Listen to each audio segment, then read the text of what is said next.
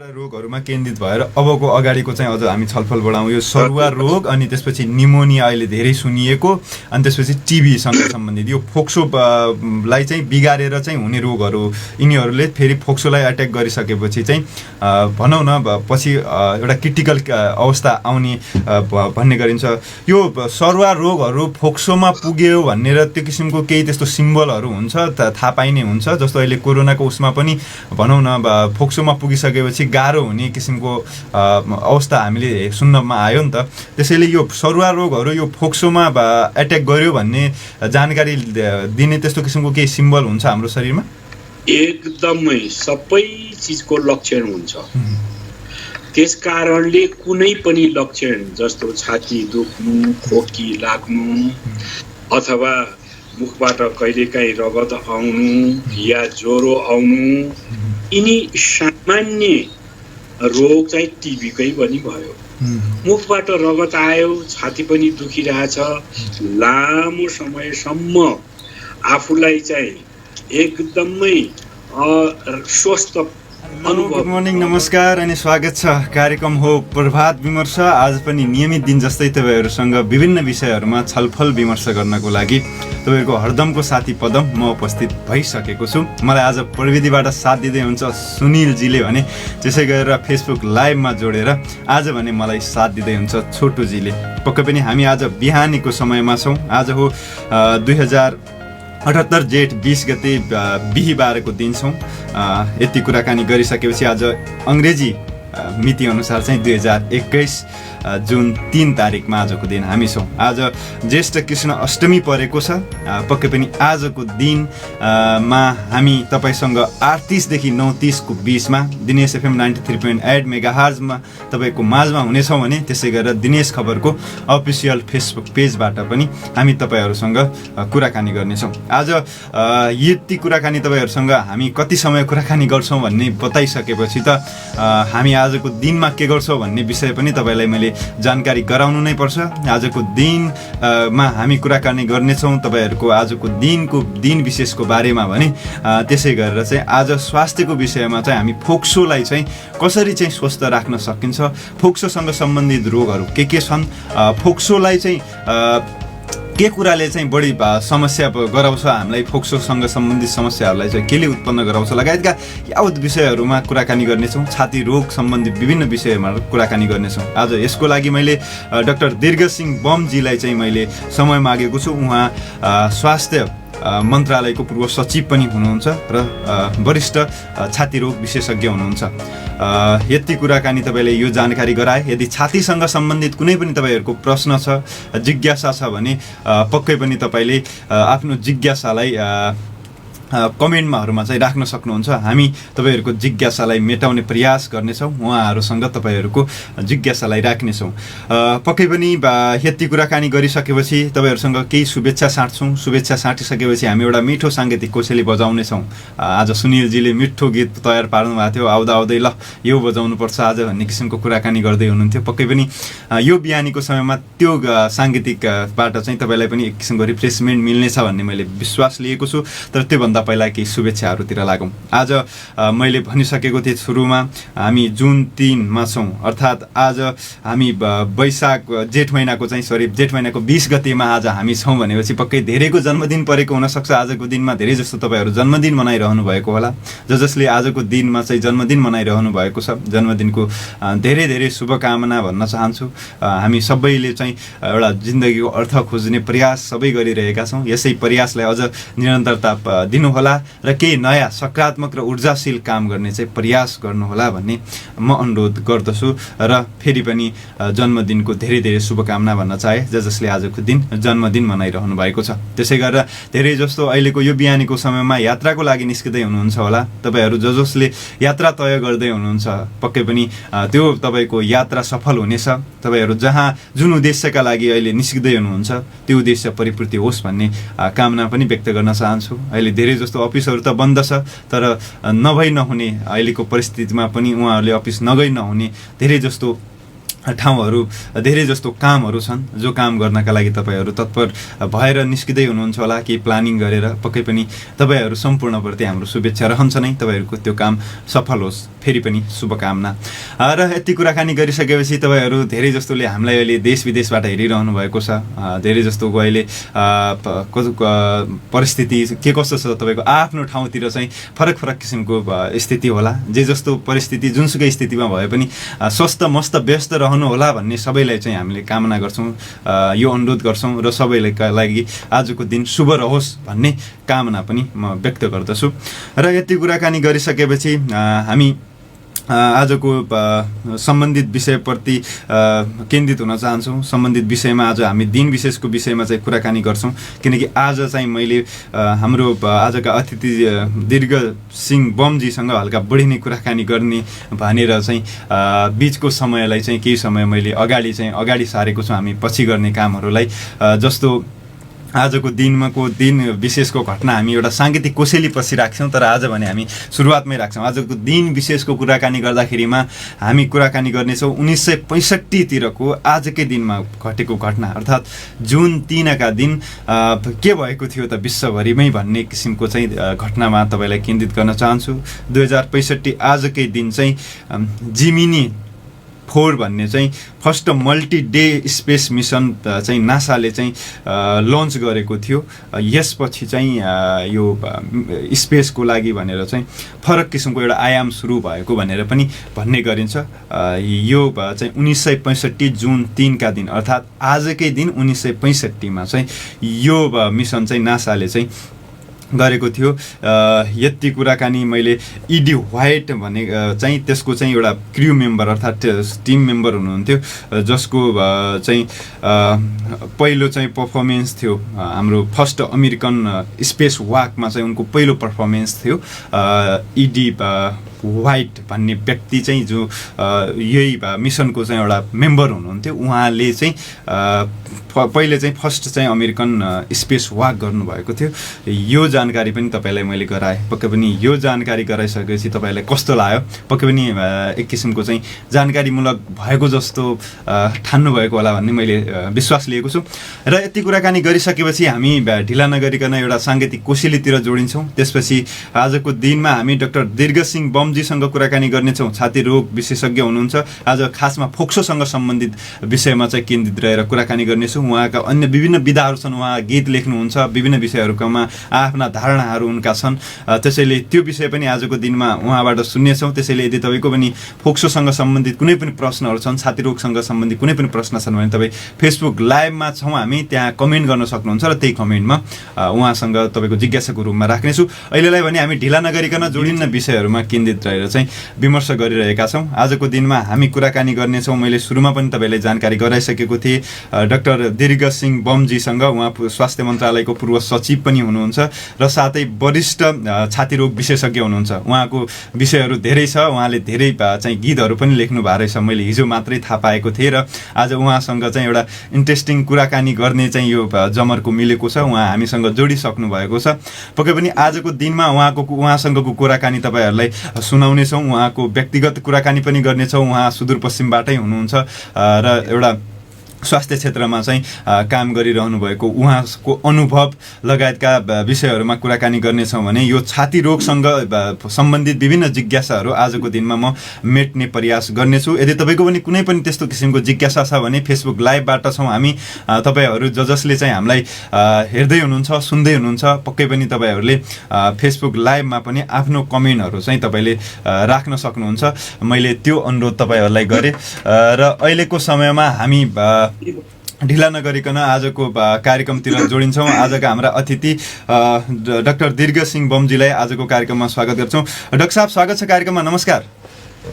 नमस्कार, यहाँलाई हार्दिक हार्दिक धन्यवाद। सन्चै हुनुहुन्छ सर? एकदमै ठिक छु।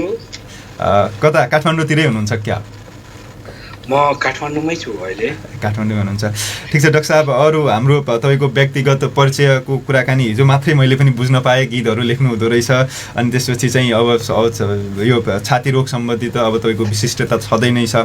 सबैभन्दा पहिला यो छातीको रोगहरू सम्बन्धी चाहिँ के रोगहरू चाहिँ बढी अहिले हाम्रो नेपाली सोसाइटीमा भनौँ न, हाम्रो समाजमा चाहिँ बढी देखिने गरेका छन् डाक्टर साहब, योबाट चाहिँ हाम्रो आजको कुराकानी सुरु गरौँ। अब यसमा म सम्पूर्ण महानुभावहरूलाई के अनुरोध गर्न चाहन्छु भन्दा स्वास्थ्य भनेको सबैभन्दा ठुलो धन हो। यदि स्वस्थ जीवन छैन भने यो संसारमा केही पनि छैन। त्यसैले हामीले स्वास्थ्यप्रति सजग हुनुपर्ने र स्वास्थ्यको विषयमा जानकारी लिनुपर्ने अति आवश्यक नै छ। त्यही भएर तपाईले जुन यो प्रश्न राख्नु भएको छ, मलाई जहाँसम्म लाग्छ यो समय सान्दर्भिक पनि हो। अहिले यत्रो ठुलो महामारी भइरहेछ, यो पनि फोक्सो अथवा छातीको रोगसँग सम्बन्धित नै कुरा हो। त्यसकारणले यो छातीको रोगमा सामान्यतया गाउँघरमा, हाम्रो एउटा गाउँको घर जहाँ कि दूर दराजमा बस्तीहरू बस्या हुन्छन्, त्यस्तो बेलामा थाहा पाइराख्नुपर्ने कुराहरू न्युमोनिया भयो, दमको रोग भयो, छाती दुख्ने रोग भयो, अथवा ग्यास बढ्ता हुने यस्ता खालका चाहिँ रोगहरू थुप्रैहरू चाहिँ छन्। यस विषयमा जस्तो कि क्यान्सरकै रोग होला, दमकै व्यथा होला, ब्रोन्काइटिस होला, निमोनिया होला, यो छातीको रोग भनेको धेरै ठुलो बृहत कुरा हो। त्यसैले यहाँले थाहा पाउनु भएको होला, जुन रूपमा अन्तिम घडीमा मान्छेले गएर सास फेर्ने प्रक्रिया हेर्छ नि, सास छ कि छैन भनेर, जन्मिँदाखेरि पनि हेरिन्छ, मर्दाखेरि पनि हेरिन्छ। हो, यो प्रक्रिया सम्पूर्ण फोक्सोसँग सम्बन्धित भएको हुनाले यो छातीको रोगसँग सम्बन्धित कुराहरू चाहिँ धेरै नै आउँछन्।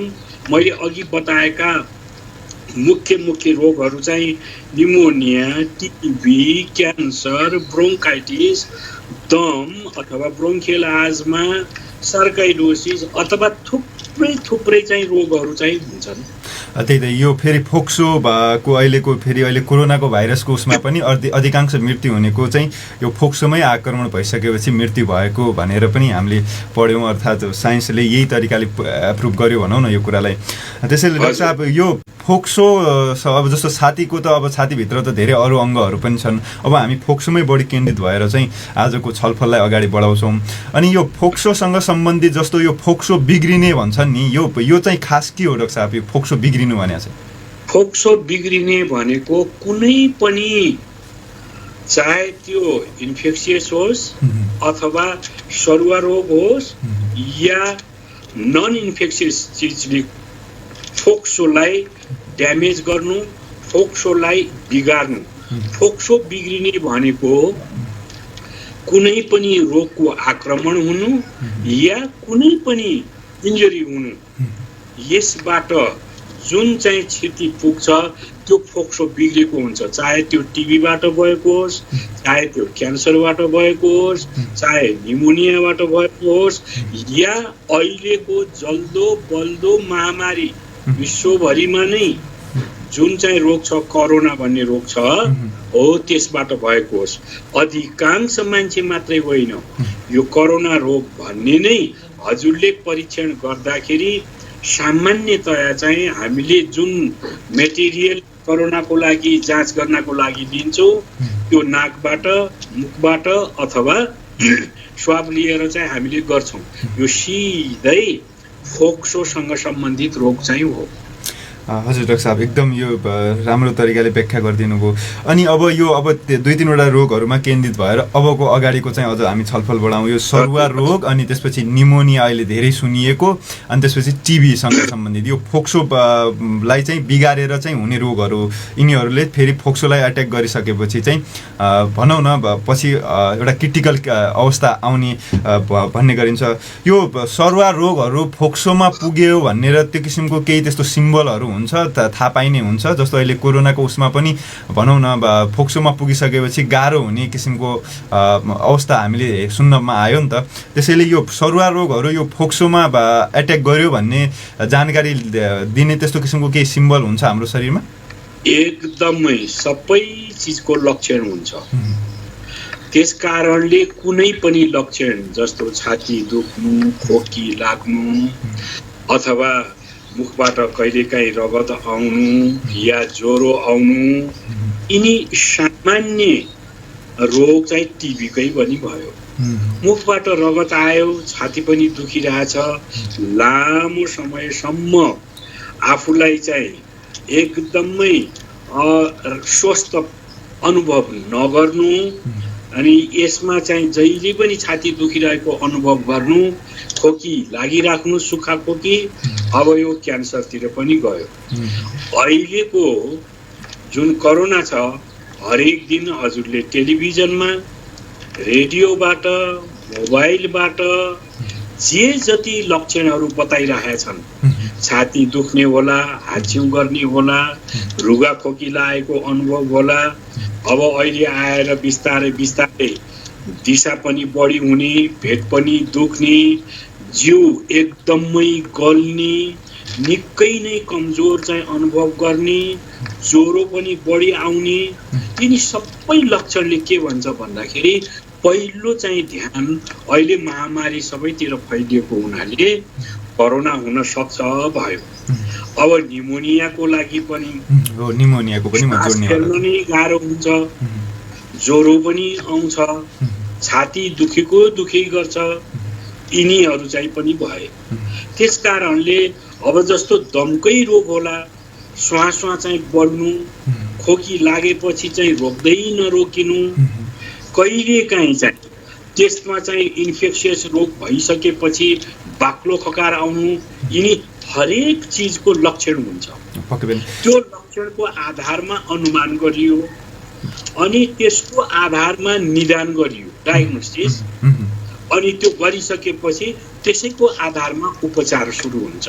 पक्कै पनि डाक्टर साहब, यो अब सरुवा रोगको लगायतको निमोनिया, टिबी, दमको बारेमा मैले नसोधिकनै तपाईँले एकदम राम्रो तरिकाले व्याख्या गरिदिनु भयो, धेरै आभारी हुन चाहियो। अनि यो सरुवा रोग भने त लगभग सबैले बुझ्छ, एकअर्काबाट सरेर अर्थात् एकअर्को माध्यमबाट सरेर चाहिँ हुने भन्ने किसिमको बुझिन्छ। अब यो निमोनिया र टिबी चाहिँ यी दुईटा विषयहरू चाहिँ यो स्वतः अब शरीरभित्रै उब्जिन्छन् या यो के कारणले चाहिँ हुने गर्छन् यो निमोनिया र टिबी डाक्टर साहब? यो पहिला टिबीको विषयमा भनौँ हैन, टिबीकै कुराकानी गरौँ। टिबी भनेको हाम्रो जस्तो मुलुक अथवा अर्ध विकसित मुलुकहरूमा, हाम्रो एसिया होस् कि अफ्रिका होस् कि ल्याटिन अमेरिका होस् कि अथवा अविकसित भएका डेभलप गर्न नसकेका सम्पूर्ण, चाहे शिक्षाको क्षेत्रमा होस्, चाहे चाहिँ त्यो अरू क्षेत्रमा होस्, अझ स्वास्थ्यको क्षेत्रमा त कुन चाहिँ सरकार यस्तो होला जसले प्राथमिकताको आधारमा जनताको मौलिक अधिकार दिएको। यहाँनिर मौलिक अधिकारको कुरा मैले गर्छु। मैले टिबीको केस लिया छ। टिबी पुरानो रोग हो, यो सरुवा रोग हो। एक मान्छेबाट सजिलै अरू मान्छेसँग हाच्छिउँ गर्दा, खोक्दा उसको खकारबाट विभिन्न प्रकारका हावाको माध्यमबाट चाहिँ धुलो धुवाँबाट चाहिँ सर्ने रोग हो नि त। मान्छे कहाँ सडकमा गयो, थुक्या छ, त्यो धुलो उडेर भोलि सास लिने बेलामा त्यो बाटोमा हिँड्ने मान्छेलाई पर्छ। त्यसै गरी घर परिवारमा पनि उसले जहाँ पाए त्यही थुकिदियो। यो एउटा सिभिलाइज्ड सोसाइटीको रोग पनि हो। जहाँ गरिबी छ त्यहाँ क्षयरोग छ या टिबीको रोग छ, जहाँ क्षयरोग छ त्यहाँ गरिबी हुन्छ। त्यसकारणले यो साइकल चाहिँ हाम्रो सरकारले प्राथमिकता प्राप्तमा तोड्नको लागि चाहिँ राख्यो। त्यसैले जस्तो कि खोकी लामो समयसम्म रहनु, 2 हप्ताभन्दा बढ्ता, मन्द गतिले ज्वरो आउनु, खान मन नलाग्नु, दुब्लाउँदै जानु, कहिलेकाहीँ मुखबाट खकार आउनु, यो फोक्सोको मात्रै कुरा गरेको। तर 3वटा लक्षण, दुब्लाउँदै जाने, ज्वरो आउने, खान मन नलाग्ने त सबै टिबीमा हुन्छ। चाहे त्यो पल्मोनरी टिबी होस्, फोक्सोको टिबी होस् या फोक्सो भन्दा बाहिरको दिमागको होस् कि आँखाको होस् कि मूत्राशयको होस् कि पेटको होस् कि सबै खालको टिबी हुन्छ। त्यसकारणले अघि जुन तपाईले चाहिँ सरुवा रोगको विषयमा भन्नुभएको थियो नि, मैले जिन्दगीमा कोही पनि मान्छे आयो भने सिकाउने के हो भने टिबी एउटा सरुवा रोग हो, यो सजिलैसँग सर्न सक्छ, यो कीटाणुबाट हुन्छ, औषधि खायो भने निको हुन्छ। यति हो थाहा पाउनु पर्ने कुराहरू टिबीको बारेमा चाहिँ। तर टिबीको विषयमा तर आज हाम्रो चाहिँ चाहे दार्चुला होस्, चाहे पाँचथर होस्, चाहे चाहिँ ताप्लेजुङ किन नहोस्, हरेक ठाउँमा टिबीको रोगहरू फेला पर्छ।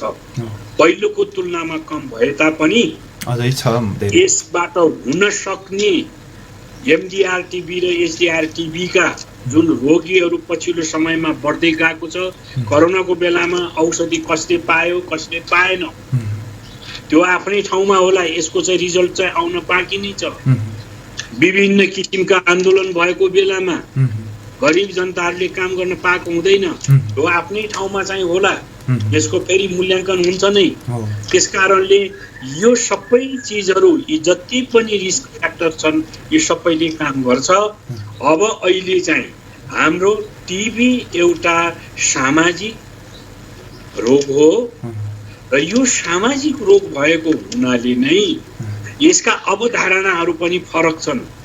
यो कुनै पापबाट हुने रोग होइन, यो त कीटाणुबाट हुन्छ, जुन चाहिँ 140 वर्षभन्दा बढी पनि थाहा भएको चाहिँ छैन, औषधि बनाएको पनि धेरै भएको छैन। दोस्रो विश्वयुद्धपछि चाहिँ औषधि बन्न थालेको। अब यस्तो बेलामा क्रान्तिकारी चाहिँ औषधि उपचार चाहिँ भयो। अब हामीले जान्नुपर्ने टिबीको विषयमा यो सधैँभरि जबसम्म समाज रहिरहन्छ, शिक्षित हुँदैन, गरिबी हट्दैन, सामाजिक स्ट्याटस अगाडि बढ्दैन, यो समाजमा व्याप्त भइरहेको छ। एक मान्छेबाट अर्को मान्छेमा विभिन्न किसिमको रूप फरिन्छ। जस्तो कि अहिले कोरोनाको विषय भनौँ न, तपाईँले सुरुमा एउटा किसिमको थाहा पाएको थियो, अहिले तेस्रो लहर पनि आउन सक्छ। त्यस कारणले स्थानीय रूपमा भारतमा पाउने कोरोना बेग्लै खालको होला, उसले आफ्नो त्यही अनुसार बनाएको छ। हामी नेपालमा चाहिँ पाउने चाहिँ जुन चाहिँ भेरिएन्ट छ त्यसको चाहिँ फरक छ, युरोपमा पाउने, अफ्रिकामा पाउने फरक छ। त्यस कारणले जुन जुन लहरहरू यसको चाहिँ महामारीको चपेटामा परेको हुन्छ, त्यो बेलामा यिनले पनि आफ्नो स्वरूपहरू परिवर्तन गर्छन् अनि त्यही अनुरूप नै चाहिँ उनले आफ्नो यसलाई आक्रमण गर्ने क्षमता पनि बढाउँछन्। त्यस कारणले जसरी मान्छेले चाहिँ सिभिलाइज हुँदै गर्दाखेरि आफ्नो रूप, रंग, लत्ता, कपडा, खानपिन, सोचहरू परिवर्तन गर्छ नि, त्यसै कारण त्यस्तै किसिमले चाहिँ भाइरसले पनि गर्छ। उसले पनि आफ्नो परिवर्तन, इन्भाइरोमेन्ट चेन्ज गर्छ। हो त्यस कारणले चाहिँ यो चाहिँ हुन्छ नै, कमजोर हुने, बलियो हुने, रूपहरू परिवर्तन भइरहने, भइरहन्छ, एकदमै भइराख्छ। जब जब चाहिँ साइन्सले प्रगति गर्दै जान्छ, उसको डिटेलमा अथवा उसको विस्तृत रूपमा चाहिँ अनुसन्धान गर्दै जान्छ। होइन भने त यो चाहिँ भाइरस त, जुन यो भाइरस अहिले आएको त होइन नि, यो दोस्रो विश्वयुद्धभन्दा पनि अगाडि नै आएको। हजुरले सार्स भन्ने नाउँ सुनेकै थियो क्यारे? अनि चराचुरुङ्गीमा हुने रोग पनि सुनेकै थियो, भाइरस सुँगुरमा हुने पनि सुनेकै थियो। हो त्यो सबै एउटै ग्रुप हो, तर त्यसमा अहिले छुट्याउँदा कोरोना भन्ने चाहिँ बढ्ता विषालु भयो। यसले बढी मात्रामा चाहिँ यो एक किसिमको केमिकल अथवा जैविक हतियार पनि भयो हाम्रो चाहिँ मनुष्य समाजको लागि। चाहिँ एकैचोटि विश्वभरिमा 35 लाख भन्दा बढ्ता मान्छेहरू चाहिँ मरे नि त। यस कारणले गर्दाखेरि यो यसरी चाहिँ जान्छ। टिबीकै कारणले पनि के अरे विश्वभरिमा नै के गरिएको थियो भन्दा एउटा ग्लोबल इमर्जेन्सी भनेर चाहिँ डिक्लेयर गरेको थियो विश्व स्वास्थ्य सङ्घले चाहिँ। त्यसैले हरेक मुलुकमा जुन चाहिँ स्ट्राटेजी अथवा जुन तरिकाले चाहिँ उपचार गरिन्छ, नेपालमा पाउने टिबीको औषधि, अमेरिकामा पाउने, जापानमा पाउने, युरोपमा पाउने सबै एउटै हो। एउटै प्रणाली अनुसार गरिन्छ, एउटै किसिमको जो रेकर्डिङ राखिन्छ। नेपाल त्यहाँसम्म पुगिसकेको छ। नेपालले उल्लेखीय यो प्रगति पनि प्राप्त गरेको हो। यसको लागि राष्ट्रिय अन्तर्राष्ट्रिय पुरस्कार पनि पाएको छ।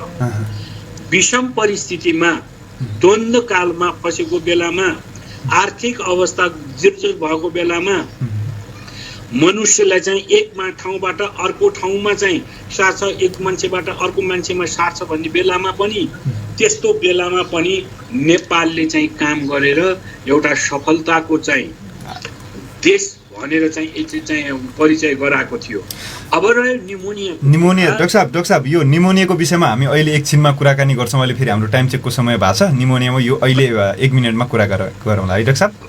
श्रोता साथ दर्शकबिन, अहिले हामी समय चेकमा जान्छौँ। त्यसपछि निमोनिया लगायतका अन्य छाती रोगसँग सम्बन्धित विभिन्न विषयहरूमा छलफल गरिरहेका छौँ। आज डाक्टर दीर्घसिंह बमजी हामीसँग हुनुहुन्छ। अहिलेलाई भने हामी समय टाइम चेकसँग जोडिन्छौँ। छाती रोग विशेषज्ञ स्वास्थ्य मन्त्रालयका पूर्व सचिव डाक्टर दीर्घसिंह बमजीसँग हामी कुराकानी गरिरहेका छौँ। आज छातीसँग सम्बन्धित र अझ फोक्सोसँग सम्बन्धित बढी केन्द्रित भएर चाहिँ हामी कुराकानी गरिरहेका छौँ उहाँसँग।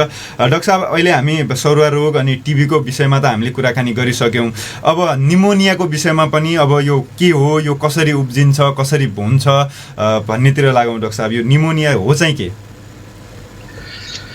यो निमोनिया भनेको फोक्सोकै रोग हो हैन? अब यो रोग जस्तो कि अहिले निमोनिया पनि विभिन्न कारणबाट हुन सक्छ। जस्तो कि अहिलेको चाहिँ लास्टमा गएर जुन कोरोनाबाट मान्छेको डेथ भएको छ, मृत्यु भएको छ, त्यो अन्ततोगत्वा गएर निमोनिया नै भयो। त्यस कारणले यो भाइरसबाट पनि हुन सक्छ, यो ब्याक्टेरियाबाट पनि हुन सक्छ। यो चाहिँ कुनै चिज अड्क्यो भने फोक्सो भित्रमा हावाको माध्यमबाट पनि हुन सक्छ। त्यहाँ अड्क्यो, फोक्सोले काम गर्न सकेन, त्यस कारणले त्यो पनि हुन सक्छ।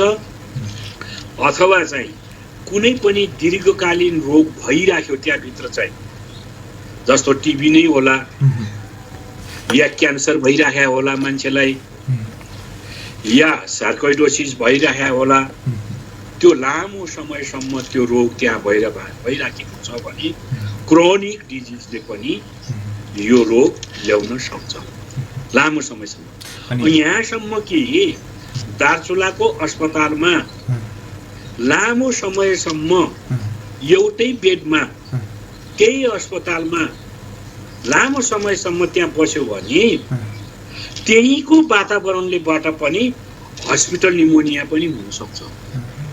हस्पिटल भित्रै निमोनिया पनि हुन सक्छ।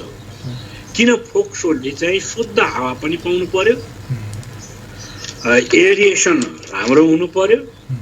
जस्तो कि चिसोको बेलामा निमोनिया हुन्छ है भनेर भने हुन्छ नि त, त्यो चिसोबाट पनि भयो। त्यसपछि मैले अघि चाहिँ कुनै चिज फोक्सोमा गएर अड्कियो भने त्यसबाट पनि हुने भयो। लामो समयसम्म दमको रोग अथवा ब्रोन्काइटिसको रोग भइरहेछ, इन्फेक्सन बारम्बार भइरहेछ भने त्यसबाट पनि हुने भयो। क्यान्सरोजेनिक तत्त्वबाट चाहिँ त्यो फोक्सोलाई बिगारेछ भने त्यसबाट पनि हुने भयो। त्यस कारणले सबैभन्दा ठुलो चाहिँ हजुरले देख्नु भएको होला आइसियु सिसियु भनेर चाहिँ हजुरले नाउँ सुनेकै पनि छ। त्यो बेलामा फोक्सोलाई सपोर्ट गर्ने, मुटुलाई सपोर्ट गर्ने यन्त्रहरू हामी प्रयोग गर्छौँ। अहिले हजुरले सुदूरपश्चिममा भेन्टिलेटरको अभाव भयो, आइसियुको अभाव भयो। यी सबै उपकरणहरू र त्यो व्यवस्थापन जुन आइसियुमा हुनुपर्ने उपकरण आइसियु नभइकन केही पनि गर्न सकिँदैन त्यस्तो बेलामा चाहिँ। हो त्यस्तो बेलामा चाहिँ हामीले यी सपोर्टिभ जति पनि इक्विपमेन्टहरू चाहिँ छ हामीले प्रयोग गरेर उसको सास फेर्ने लिने प्रक्रियालाई चाहिँ अगाडि बढाउँछौँ। त्यस कारणले त्यो रोगको प्रकृति हेरेर नै रोगको चाहिँ निदान हुन्छ। डायग्नोसिस हुन्छ अनि त्यही अनुसारको उपचार पनि हुन्छ। डाक्टर साहब यो कुराकानी भयो, फेरि यो सबै कुराहरू जस्तो अहिले यो सरुवा रोगहरू भनौँ, टिबीले भनौँ, यो यिनीहरूले पनि निमोनिया गराएर चाहिँ फोक्सोलाई चाहिँ ड्यामेज गराउने होइन लगायतका जस्तो अहिले भनौँ न जस्तो कोरोनाले सरुवा रोगकै रूपमा कोरोना हेर्न सक्छौँ, अन्तिममा आएर चाहिँ निमोनिया गराएर चाहिँ बिरामीको मृत्यु भइरहेको हामीले देखिरहेका छौँ। हजुर हजुर, यो त अब समस्याको उसमा पनि बढी केन्द्रित भयौँ हामी। अब यो फोक्सोलाई चाहिँ स्वस्थ राख्नतिर चाहिँ जोड्यौँ। अब कसरी चाहिँ जस्तो घरमै बसेर भनौँ, गाउँघरतिरै पनि जस्तो कुनै औषधिहरू प्रयोग नगरेरै स्वस्थ फोक्सोलाई चाहिँ कसरी चाहिँ स्वस्थ राख्न सकिन्छ डाक्टर साहब? बढी मात्रामा चाहिँ हामीले सम्पूर्ण महानुभावहरूलाई चाहिँ विनम्र अपिल पनि गर्न चाहन्छु, मेरो सल्लाह पनि हो यो। हाम्रो फोक्सोलाई शुद्ध सफा लामो समयसम्म यसले काम गर्न हामीले चाहिँ सोचेको छ भने सबैभन्दा पहिला त धुम्रपान हामीले त्याग्नुपर्छ। सुर्तीजन्य पदार्थले चाहिँ सिधै फोक्सोमा असर गर्ने चाहिँ हो।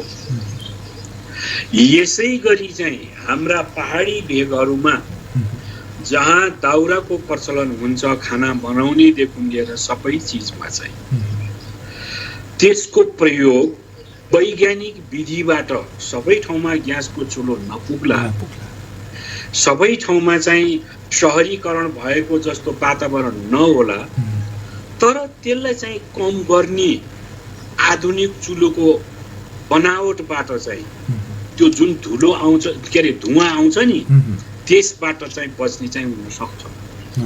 त्यसपछि गएर हामी किसान जहाँ पनि जता पनि हामीले कामै गर्नुपर्छ, अधिकांश मान्छेले त्यस्तो बेलामा चाहिँ धुलो धुवाँबाट बच्नको लागि कुनै न कुनै रूपमा चाहिँ हामीले आफ्नै स्थानीय रूपमा भए पनि मुखमा सिधै नाकबाट र मुखबाट त्यो धुलो धुवाँ नजाओस् भन्ने हाम्रो चाहिँ प्रविधि त्यहाँ डेभलप गर्नुपर्छ। जस्तो शहरीकरण भएको ठाउँमा त मास्क लगाइन्छ नि, अहिले किन कोरोनाको बेलामा चाहिँ मास्क लगाउनै पर्ने बाध्यता त धेरै जस्तो मुलुकहरूमा चाहिँ यदि लगाएन भने त्यो फाइन पनि भयो। पछिल्लो समयको लकडाउनमा चाहिँ नेपालले त्यो पनि फाइन लगायो।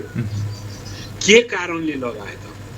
यस कारणले कि जनताको फोक्सो बाँच्नु पर्यो, सिधै नाक र मुखबाट चाहिँ त्यो भाइरस प्रवेश नगरोस्। हात धुनेदेखि लिएर साबुनले धोए पनि हुन्छ, सेनिटाइजर प्रयोग गरे पनि हुन्छ, अथवा साधारण पानी अथवा उमालेको पानीले पनि तातो पानीले धोए पनि हुन्छ।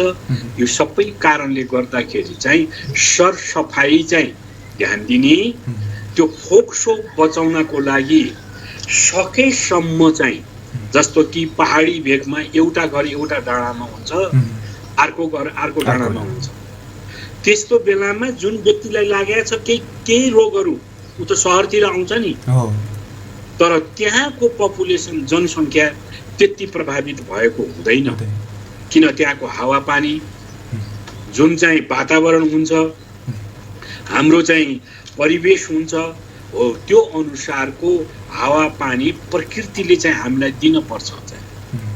अब शहरीकरणमा त कसैले एसी राखे होला, कसैले पंखा राखे होला, अथवा एउटा कन्जस्टेड कोठामा चाहिँ जिन्दगी बिताइराखे होला हो। यस्तो ठाउँमा चाहिँ जहाँ जनघनत्व बढी हुन्छ, मान्छेको चाप बढी हुन्छ, भिडभाड बढी हुन्छ, एउटै कोठामा रोजगारको लागि चाहिँ मान्छेहरू एउटै कोठामा धेरै मान्छेहरू बस्ने हुन्छ, त्यहाँ एक अर्काको स्वास्थ्यले पनि स्वास्थ्य फेर्छ नै उसले चाहिँ, त्यो त दूषित पनि हुन सक्छ। त्यस कारणले यसबाट पनि हामी बच्नुपर्छ। त्यस कारणले सबैभन्दा ठुलो चाहिँ प्रक्रिया के हो भन्दा जहाँ गए पनि जतासुकै गए तापनि आफ्नो घरको कोठा सफा गर्नलाई कसले प्रतिबन्ध लगाएको छ? आफ्नो घरको फोहोरलाई व्यवस्थित रूपमा चाहिँ गाडी दिन या जलाइदिनको लागि चाहिँ या त्यसलाई व्यवस्थित गर्ने सरकारी माध्यमबाट चाहिँ पुग्नको लागि कसले गरेछ? दुर्गन्ध आफ्नै गाईगोठको नजिक भइरहेछ, फोहोर पनि त्यही नै ल्याएर फ्याँकेको छ, दाउरा पनि त्यस्तो किसिमको धुवा आउने बालिरहेछ, दाउरा पनि धेरै किसिमको हुन्छ। अब त्यस्तो किसिमको गर्यो भने त्यो ठाउँको जनसङ्ख्या अथवा त्यस ठाउँका मानिसहरूको फोक्सो चाहिँ निकै नै कमजोर हुन्छ। उसलाई जुनसुकै बेला पनि उसको इम्युनिटी कम भएको बेलामा जुनसुकै भाइरस होस् कि ब्याक्टेरिया होस् कि अथवा कुनै पनि रोगहरू चाँडोभन्दा चाँडो चाहिँ फैलिन सक्छ। त्यस कारणले हामी स्वस्थ रहनको लागि, फोक्सो स्वस्थ रहनको लागि हाम्रो वातावरण इन्भाइरोमेन्ट पनि चाहिँ सफासुग्घर हुनु पर्यो र व्यायामहरू पनि गर्न पर्यो। त्यसपछि गएर चाहिँ हामीले चाहिँ शुद्ध ठाउँमा जहाँ जनघनत्व कम भएको छ, किन मैले यो कुरा चाहिँ किन भनिरहेछ भन्दा अहिले ठुल्ठुला सहरमा मात्रै हाम्रो जनसङ्ख्या केन्द्रित भएको छ। यदि सरकारको नीति राजनीतिले ध्यान दिएको खण्डमा दार्चुलावासीले चाहिँ दार्चुलाकै गाउँघरमा रमाउन सक्ने वातावरण र त्यो चाहिँ प्रतिफल उनको बाटो घाटो स्कुल त्यहाँ बनाइदियो भने चाहिँ जनघनत्व त एक ठाउँमा भएन नि। हो, त्यसकारणले समानुपातिक रूपमा चाहिँ सम्पूर्ण ठाउँमा देशभरि नै यो सोच नै जुन चाहिँ हुन्छ, जस्तो कि हामी भनौँ सुदूरपश्चिम साह्रै अविकसित भयो भनेर हामीले भनिरहेछौँ, एउटा कुरा भनौँ न। तर मैले योगदान के दिएँ त सुदूरपश्चिमको लागि? हरेक व्यक्तिले त्यहाँ के दिएको त? के हामीले त्यो गीत मात्रै गाउने त सुदूरपश्चिमको मान्छे पिछडिएको छ ध्यान दिएन? त्यसको लागि चाहिँ हामीले सङ्घर्ष गरेको खै त? र त्यसको लागि चाहिँ जुन उच्च ओहदामा पुगेका मान्छेहरू चाहिँ थिए उनीहरूले नयाँ सोच ल्याएको के त?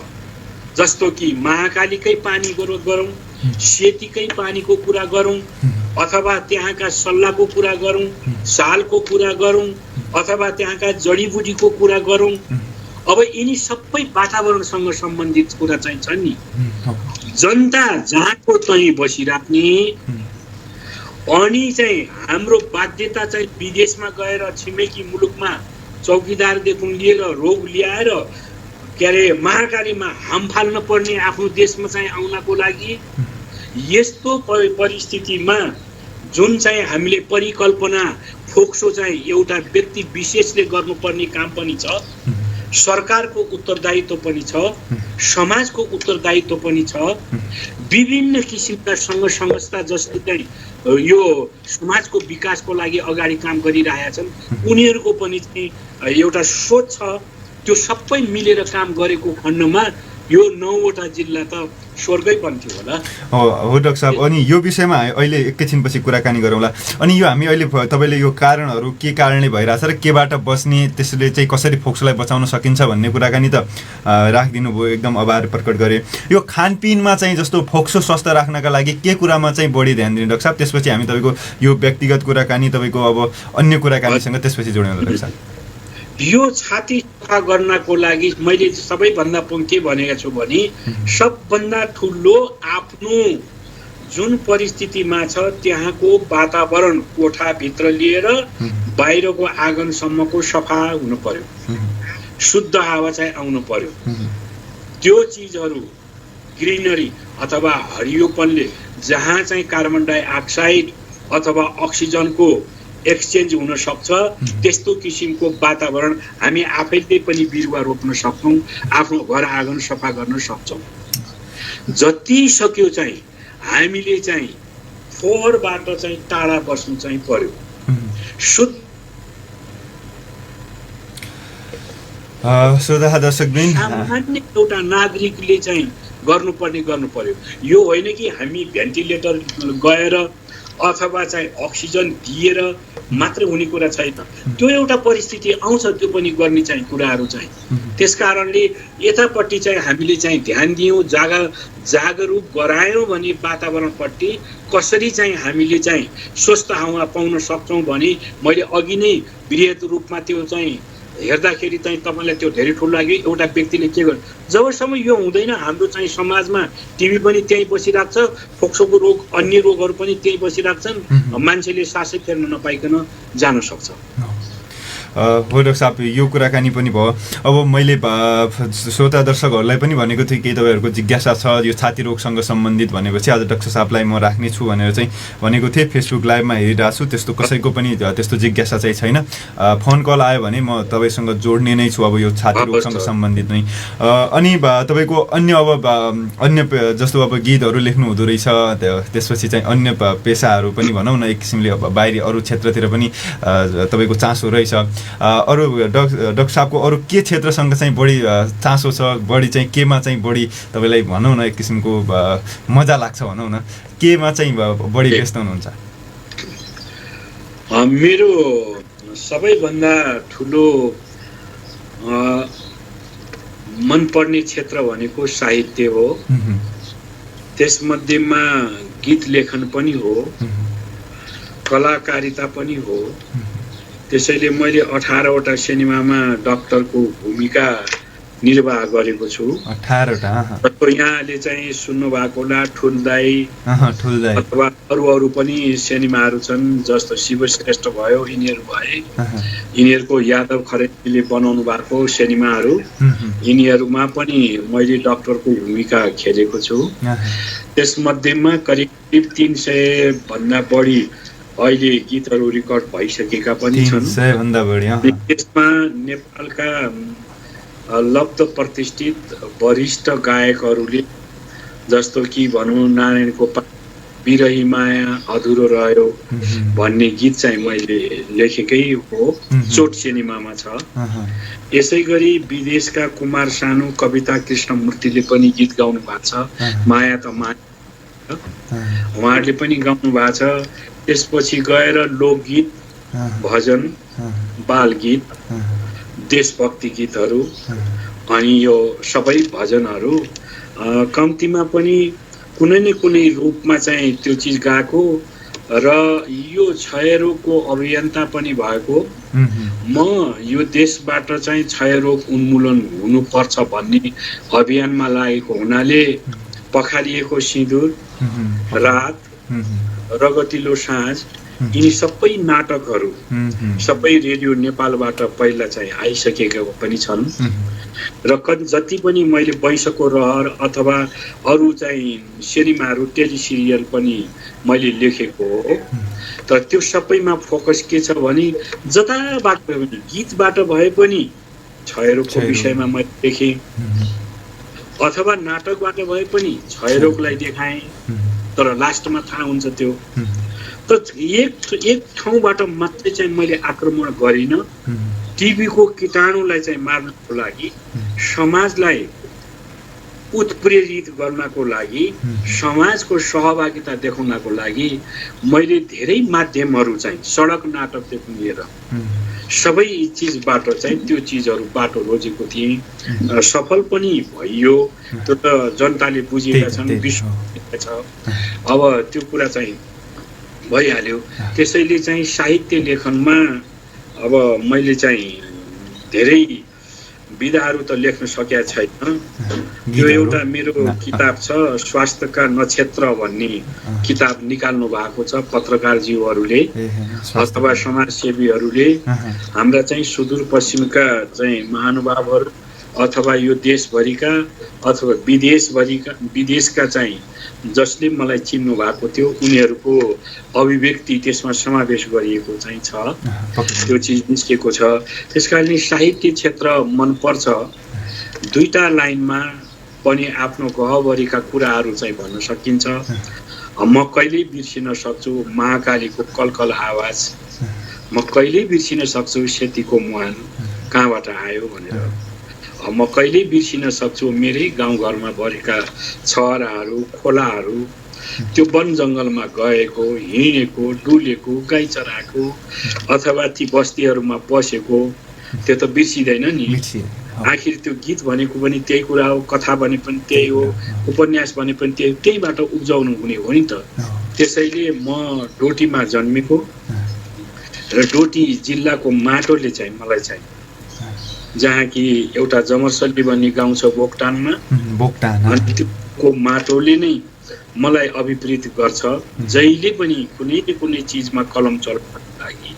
त्यसकारणले म आफ्नो जन्मथलोलाई पनि आभार व्यक्त गर्छु, नेपालमा आमालाई पनि आभार व्यक्त गर्छु। जहाँ मलाई चाहिँ देशको विषयमा लेख्न मनपर्छ त्यो बेलामा नेपाल आमा आउँछन्, जहाँ मेरो चाहिँ जन्मथलोको कुरा आउँछ त्यस बेलामा चाहिँ मलाई सुदूरपश्चिम नै प्यारो लाग्छ। सुदूरपश्चिमकै विषयमा चाहिँ बोलौँ भनौँ अथवा के गरौँ भन्ने चाहिँ मेरो चाहिँ बढी चाहिँ लगाव चाहिँ भइरहेछ।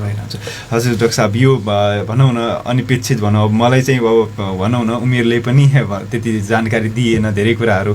तपाईँहरूको यो विषयमा चाहिँ मैले हिजो मात्रै जानकारी पाएको थिएँ, बडो खुसी लागेको थियो। एउटा डक्टर मान्छे फेरि सङ्गीततिर अनि त्यसपछि साहित्यतिर यसरी चाहिँ सबै पाटाहरूलाई निहालिरहेको कुराकानी गर्न पाउँदाखेरिमा मलाई बडो मजा लागिरहेको छ। अनि डाक्टर साहब, अहिले चाहिँ अब फेरि के गर्ने त, समयको पाबन्दी भनौँ न होइन, अन्तिमतिर छौँ। धेरै कुराहरू मैले अब सम्बन्धित क्षेत्रतिर परिनँ, त्यसैले धेरै प्रश्नहरू मैले सोध्न छुटाएको हुनसक्छु, केही व्यक्तिगत कुरा पनि हुन सक्छन्। तपाईँको 2-4 मिनटमा त्यो सक्ने हिसाबले त्यो राख्नलाई पनि अनुरोध गरेँ, त्यसपछि हामी बिदा लिनुपर्छ डाक्टर साहब। सर्वप्रथम म यहाँको मिडिया जुन सुदूरपश्चिम सबै चिजमा पिछडिएको छ, दार्चुला जस्तो ठाउँबाट अहिले तपाईँ बोल्दै हुनुहुन्छ, यसको माध्यमबाट चाहिँ मेरा विचार मैले चाहिँ ठुलो अभागी सम्झेँ। केही न केही ऋण तिरे जस्तो लाग्यो सुदूरपश्चिमलाई चाहिँ। मेरा अभिव्यक्तिहरू चाहिँ त्यहाँ आए, यसको लागि हजुरलाई हार्दिक धन्यवाद। मेरो चाहिँ सधैँभरि चाहिँ आत्मा त्यही नै रहन्छ। शारीरिक रूपमा म काठमाडौँमा भए तापनि तर मेरा सोचहरू सपनाहरू सबै पश्चिमतिरहरू नै बाँडिएका हुन्छन्। त्यसैले त्यहाँको समाजको लागि उत्थानको लागि मैले म पढेको स्कुलमा केही होस् भनेर मैले केही चाहिँ आफ्नो जिन्दगीका केही चिजहरू चाहिँ त्यहाँ अर्पण गरेँ। यसै गरी चाहिँ यो धर्मशाला अथवा विभिन्न ठाउँमा, चाहे कञ्चनपुरमा हो चाहे कैलालीमा किन्न हो धनगढीमा, अनि त्यहाँ पनि मैले केही न केही रूपमा सम्झनाको रूपमा चाहिँ त्यो अहिले पनि सामाजिक क्षेत्रमा मलाई जब म सुदूरपश्चिमतिर जान्छु, जब म देख्छु त्यो सुदूरपश्चिमका धरोहर, त्यो विचार, त्यो विचारक अथवा ती सोच राख्ने मान्छेहरूको म त्यहाँ शालिग देख्दिनँ, म तिनीहरूको चिन्ह देख्दिनँ। त्यो बेलामा म अस्ति गएको बेलामा रोएर पनि म आएँ, बोले पनि। यत्रा दिग्गजहरू हाम्रो सुदूरपश्चिमलाई चाहिँ अगाडि बढाउने लेखक पनि थिए, साधु सन्त पनि थिए, सामाजिक धारणालाई चाहिँ अगाडि बढाउने व्यक्तित्वहरू पनि हुनुहुन्थ्यो र राजनीतिक क्षेत्रमा चाहिँ सर्वोत्कृष्ट रूपमा चाहिँ यसभरिमै कहलिएका व्यक्तित्व पनि हुनुहुन्थ्यो। तर मैले देखेँ त्यो बाटोघाटोमा जसको कुनै पनि योगदान चाहिँ थिएन सुदूरपश्चिममा, त्यहाँ शालिग चाहिँ उभिरहेको चाहिँ थियो होइन। म धुरुधुरु रोएँ त्यो एकछिन त, मैले बोले पनि त्यहाँको साहित्य समाजमा, जुन चाहिँ सुदूरपश्चिमको साहित्य समाज छ, म त्यहाँ गएको पनि थिएँ। हामी अहिले धनगढीमै छौँ डाक्टर साहब, हामी दिनेश एफएम यो दिनेश खबरबाट। त्यो चिजमा मैले पनि केही न केही चिजहरू मेरो लगाव भइ नै रहन्छ जुनसुकै रूपमा पनि। अनि त्यहाँ मैले बोलेँ यो शालिग किन भयो र यहाँनिर राखेका कुराहरू चाहिँ मलाई त साह्रै मन पर्यो भनेर। हामीले सुदूरपश्चिमलाई चाहिँ चिनाउनु छ, सुदूरपश्चिमको विकास गर्नु छ भने हामी निश्चय पनि चाहिँ त्यसको गहिराइमा पुग्न चाहिँ जरुरी छ। हाम्रो एकता जुन रूपमा अखण्ड सुदूरपश्चिम भनेर बन्यो, सबै राजनीतिक मान्छेहरू, सबै समाजसेवीहरूले त्यो अद्वितीय चाहिँ थियो, त्यो टुटेन, टुटाउने कोसिस गरिएको थियो। म त्यसको लागि चाहिँ नमन गर्न चाहन्छु जसले त्यसमा योगदान पुर्याए। म सधैँभरि ऋणी रहन्छु कि अखण्ड सुदूरपश्चिम रहिरहनुपर्छ भनेर चाहिँ। तर त्यसैले चाहिँ अहिले मैले के भन्छु भने चाहे राजनीतिक दृष्टिकोण होस्, चाहे कर्मचारी तन्त्र किन नहोस्, चाहे सामाजिक क्षेत्रमा किन नहोस्, चाहे वैज्ञानिक क्षेत्रमा किन नहोस्, चाहे त्यो चाहिँ हाम्रा चाहिँ विभिन्न मन मन्दिर के अरे मस्तिष्क अथवा मठहरूमा पूजा गर्ने हाम्रा पुजारी किन नहुन्, हामी सबैको धारणा चाहिँ एउटै मात्रै चाहिँ हुन पर्यो। त्यो सुदूरपश्चिमको विकासको लागि चाहिँ आफ्नो आफ्नो क्षेत्रबाट नै हामीले गएको खण्डमा सबै क्षेत्र चाहिँ समेट्न सकिन्छ। हाम्रो फुटले चाहिँ अरूले फाइदा उठायो। म 75 जिल्लामा पहिलाको 75 जिल्लामा खुट्टा हालेको मान्छे हो। म पूर्व देख्छु, इलाममा गयो भने त्यहाँ 8वटा चिज थियो, त्यो हामी सुदूरपश्चिमले सिक्नै पर्ने थियो।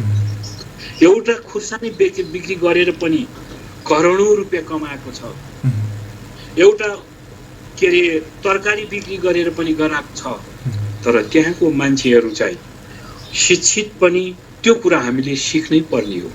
एउटै धानबालीलाई पनि चाहिँ 3-3 चोटि चाहिँ उनीहरूले चाहिँ उब्जाउ गर्छन् भने हाम्रा चाहिँ त्यो जुन बेलामा चाहिँ तराईका फाँटहरू कैलाली होस्, कञ्चनपुर होस्, चिरा परेर बसिरहेका हुन्छ त्यो खेतहरू चाहिँ किन भयो त? सिँचाइको व्यवस्था भएन कि, राजनीतिक दृष्टिकोण भएन कि, कृषि प्रधान देश भनेका छौँ, त्यो किसानको लागि चाहिँ त्यो ठाउँको उब्जालु भूमिको लागि चाहिँ हाम्रा धेरै चिजहरू चाहिँ उपत्यकाहरू पनि छन्, त्यहाँ चाहिँ खोजहरू पनि छन्। हरेक चिजको चाहिँ त्यहाँ सम्भावना हुँदा हुँदै पनि हामीले त्यो चिजलाई नचिनेर काठमाडौँमा आइसकेपछि आफूलाई बिर्सेर गर्दाखेरि यो सायदै अहिलेको चाहिँ जुन पिछडिएको चाहिँ जुन भावना हामीले चाहिँ पाएका छौँ त्यो वास्तवमा होइन जस्तो मलाई लाग्छ। जुन दिन हाम्रो चाहिँ जहिले पनि चाहिँ चौकीदारीको रूपमा चाहिँ जुनसुकै मुलुकमा किन्न होस्, विशेष गरेर एक ढिक्का नुन किन्नको लागि पनि हामीले चाहिँ विदेशमा गएर चाहिँ त्यो पैसा कमाएर कोरोनाको बेलामा पनि पेट पाल्न पर्छ, कोरोनाले मर्छौँ भनेर चाहिँ मान्छेहरूले घर परिवारलाई छोडेर चाहिँ काममा गएको हामी देखिरहेका छौँ डाक्टर साहब। हजुर हजुर, यो सबै कुरा भयो नै। त्यो परिस्थिति हाम्रो चाहिँ राजनेताहरूले चाहिँ बुझिदिनुपर्छ। त्यहाँ उद्योगहरू चाहिँ खोलेको के छ, मेरो चाहिँ राजनीति गर्ने मान्छेहरूलाई हामी सबै तपाईँको पछाडि छौँ, जुनसुकै राजनीतिक आओस् तर सुदूरपश्चिमको विकास होस् भन्ने मेरो चाहिँ धारणा छ। सुदूरपश्चिमका लुकेका चाहिँ व्यक्तित्वहरू, लुकेका भावनाहरू चाहिँ तिनको खोजी जब माथिल्लो कुर्सीमा पुगेपछि पूर्वको मान्छेले आएर त्यहाँ बस्छ, पश्चिमतिरको। यो मैले बोल्या पनि छु, प्रधानमन्त्री सुदूरपश्चिमकै प्रधानमन्त्रीको अगाडि पनि बोलेको छु। अब चाहिँ उसको सल्लाहकार चाहिँ हुनुपर्ने त सुदूरपश्चिमकै मान्छे हो नि त, उसले पो बुझ्या छ त्यहाँको कुराहरू त। तर त्यो हुँदैन। यो प्रथा उनीहरूको चाहिँ चाँडोभन्दा चाँडो चाहिँ यो प्रवृत्ति, यो सोचलाई चाहिँ परिवर्तन गर्न धेरै नै जरुरी छ। हजुर हजुर हजुर डाक्टर साहब, यो कुराकानीमा हामीले रोकिनुपर्छ, किनकि हाम्रो निर्धारित समय लगभग सकिसकेको छ भनौँ। त्यसैले अझ यो विषयमा कुनै दिन अब सुदूरपश्चिम आएको बेला, धनगढी आएको बेला यी स्टुडियोमा बसेर यो विषयमा अझ बढी गन्थन गरौँला, मन्थन गरौँला, सुनाउनु पर्ने कुरा अझ सुनाउला। तर आजको दिनमा यसरी महत्त्वपूर्ण समय दिइदिनु भयो। मैले हिजो बेलुका कल गरेको थिएँ, व्यस्तताका बावजुद पनि यसरी चाहिँ हामीलाई समय उपलब्ध गराइदिनु भयो। डाक्टर साहबप्रति धेरै आभार प्रकट गर्दै आजको कार्यक्रमबाट चाहिँ बिदा माग्छौँ डाक्टर साहब। धन्यवाद यहाँलाई चाहिँ धेरै धेरै। सुदूरपश्चिमको विकास होस्, मेरो यति मात्रै अपिल छ। हस्, धेरै धेरै धन्यवाद डाक्टर साहब। श्रोता दर्शकबिन, आजको दिनमा हामीले कुराकानी गऱ्यौँ डाक्टर दीर्घसिंह बमजी। उहाँ स्वास्थ्य मन्त्रालयको पूर्व सचिव हुनुहुन्छ, सँगसँगै वरिष्ठ छाती रोग विशेषज्ञ हुनुहुन्छ। उहाँसँग आज हामीले छाती रोगसँग सम्बन्धित विभिन्न विषयहरूमा चाहिँ कुराकानी गऱ्यौँ। छातीलाई कसरी स्वस्थ राख्ने, फोक्सोलाई कसरी चाहिँ स्वस्थ राख्ने लगायतका विषयमा कुराकानी गऱ्यौँ र उहाँको व्यक्तिगत विषयमा कुराकानी गरिसकेपछि आजको कार्यक्रमको लगभग अन्तिममा पुगिसक्यौँ। अहिलेसम्म हामीलाई सुनेर हेरेर साथ दिनुभयो, तपाईँहरू सम्पूर्णप्रति आभार प्रकट गर्दै मलाई प्रविधिबाट साथ दिनुहुने सुनिलजी, त्यसै गरेर छोटीज्यूहरूलाई प्रति एकमुष्ट तरिकाले धेरै धेरै आभार प्रकट गर्दै तपाईँहरूको आजको दिन शुभ बितोस् भन्दै आजको कार्यक्रम प्रभात विमर्शबाट म पदम पनि बिदा माग्छु। हस्, नमस्कार, शुभ दिन।